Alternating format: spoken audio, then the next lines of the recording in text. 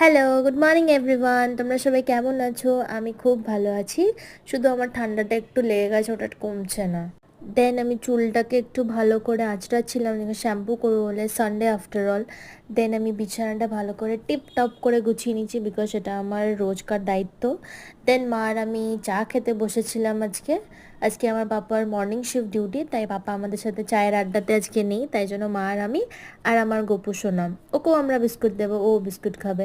তোমাদেরকে মনে আছে দেখিয়েছিলাম যে আমি একটা বটল পেন্টিং করছিলাম, ওটার আউটকামটা এতটা রয়েছে দেখো। আমার ফুল বটল পেন্টিংটা কমপ্লিট হয়ে গেছে।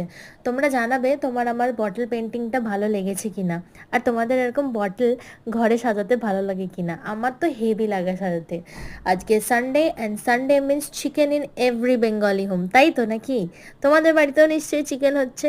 সকাল সকাল চিকেন কিনে এনে ওটাকে ভালো করে ধুয়ে দেন ওটাকে ভালো করে ম্যারিনেট করার দায়িত্ব আমার। আজকে আমাদের ঘরে যে কাজের দিদিটা আছে, ওই দিদিটা আজকে আমার জন্য আর আমার মায়ের জন্য কচুর লতি এনে দিয়েছিল, তাই ওটাকে ভালো করে বয়েল করে দেন ওটা রান্না বান্না দুপুরে লাঞ্চের জন্য চলছে। কেমন বিনস টাইপের দেখতে লাগছে না? আর ফেভারিট আমার বেগুন ভাজা। আমার রিসেন্টলি এখন বেগুনে অ্যালার্জি হয়ে গেছে, জানি না কেন। আমার মা, পাপ্পা, আমরা তিনজনেই বেগুন ভাজা খেতে ভালোবাসি।